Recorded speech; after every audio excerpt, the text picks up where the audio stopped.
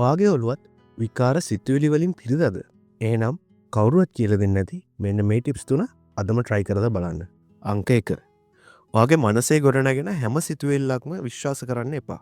ඔයාගේ මනසේ සිතුවිලි ගොඩනගන්නේ ස්වයංක්‍රීයව. ඒක හරියට නිකන් අපේ හෘද ස්පන්දනය වගේ. ස්වයංක්‍රීයව සිද්ධ වෙන ක්‍රියාවක්. හැබැයි මොන සිතුවිල්ල වුණත් හිතුව පළියට ඇත්ත වෙන්නේ නැහැ. ඔයාට කවදාවත් සිතුවිලි පාලනය කරන්න බෑ. හැබැයි ඔයාගේ සිතුවිලි වලට රැවටෙන එක ඔයාට නවත්තන්න පුළුවන්.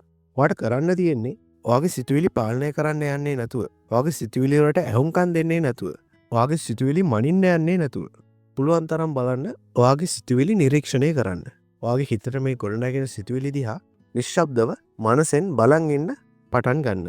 පුළුවන් නම් පොතක් කරන්, පෑනක් කරන් ඒ පොතේ ඔයාගේ මනසේ ගොඩනැගෙන සිතුවිලි ලියන්න.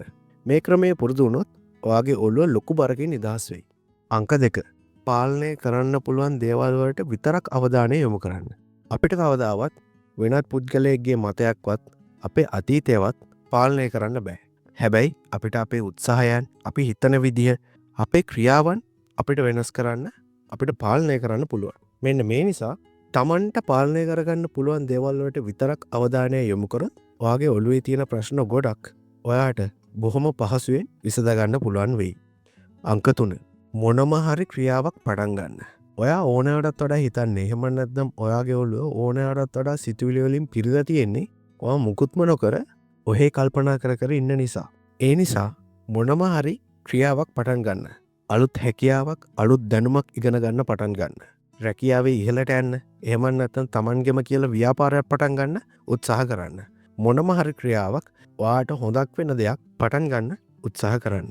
ඔයා ඔයාගේම දෙයක් වෙනුවෙන් ක්‍රියා කරද්දී ඔයාගේ මනසේ ගොඩනැගෙන සිතුවිලි වල ශබ්දය නිකම්ම නැති වෙලා යනවා. ලොකු දේවල් හිතන්න නැතුව පොඩියට පටන් ගන්න. පොඩි අඩියකින් ඔයාගේ ගමන පටන් ගන්න.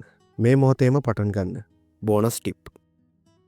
මම මේ වීඩියෝ එක කරන්න හැමදෙරමක්ම හොයාගත්තේ How to Win Your Inner Battles කියන පොතෙන්. මේ පොතේ අපිට කියලා දෙන්න වටිනා පාඩම් 13ක් ගැන මම මේ වෙද්දිත් මගේ YouTube channel එකේ වීඩියෝ එකක් කරලා තියෙනවා. ඔයගොල්ලෝ කැමති නම් ගිහිල්ලා ඒක බලන්නත් පුළුවන්.